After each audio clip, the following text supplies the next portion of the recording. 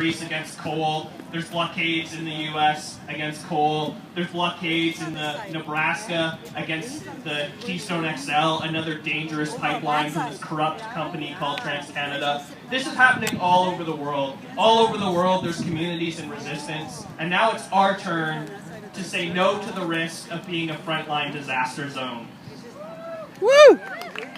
We also need to say no in solidarity with the frontline communities who live near the tar sands, communities like Beaver Lake, communities like the Athabasca, Chippewayan First Nation, and the Lubicon Cree.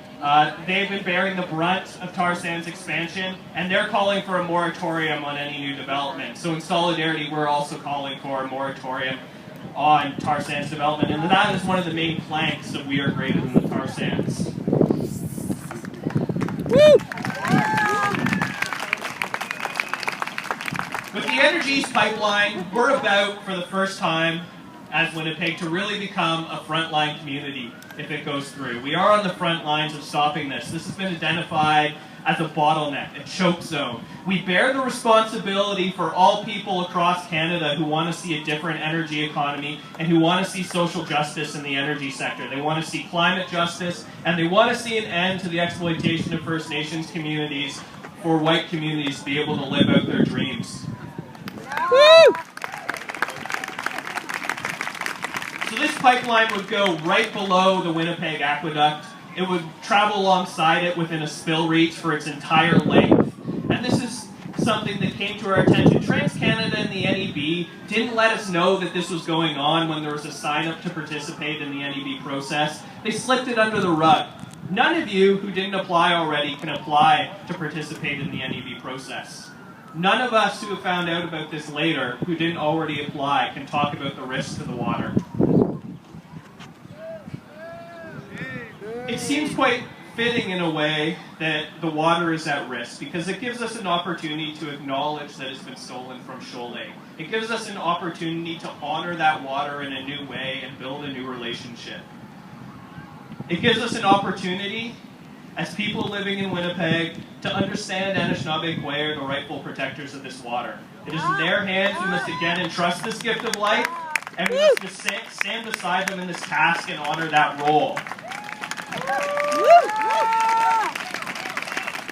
Today's politicians, those claiming to protect the water today, are actually unwilling to do so. Our politicians, once again, after countless and untold failings, are letting Energy East go forward without as much as a public whimper.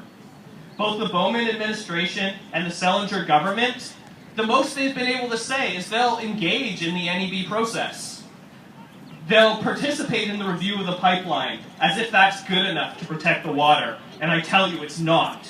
It's like they haven't heard the words of the mayors from the Lower Mainland in BC who have come out and said the NEB process is rigged, that it's a rubber stamp for the oil barons to push that oil through and keep getting money off this dirty, dirty extreme energy. The NEB, in any other place than Manitoba, has already lost its credibility. It has lost the legitimacy with the people.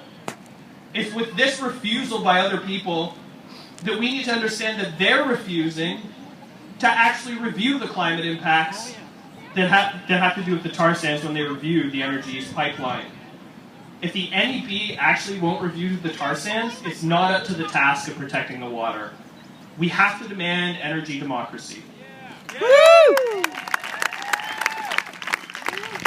So the Selinger government has actually refused to come out against the pipeline so far. They've been questioned in the legislature, they've been questioned outside the legislature, in the media, and in person.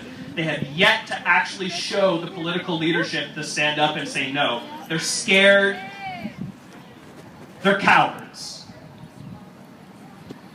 They have the democratic will of their leadership convention, which brought Greg Selinger back to power, saying that his party doesn't want the Energy East pipeline. They want it reviewed in the context of the tar sands because they think the science will show that we shouldn't build this pipeline. But still, the Selinger government is too scared to say no. He's not living up to our wishes, and he's not living up to the wishes of his party, because he has the power to actually stop this pipeline. Him and the Minister of Conservation can say no. They have the power to set conditions on licenses. They have the ability to say yes or no to this pipeline. We clearly need to force them to do so. We can't just ask. We need to build a stronger, bigger, and fiercer movement for energy justice and energy democracy. We need to not only ask this government to oppose the pipeline, we need to find the courage in ourselves and as a group to demand they stop.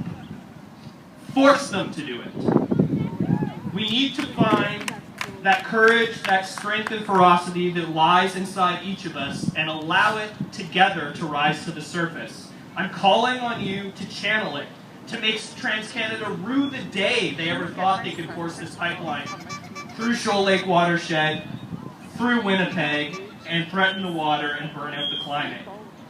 They won't stop unless we make them stop. We'll make them stop together. Thank you. Thank you, Ellen Paterson. And I think he's sending a clear message that we need to stop this together.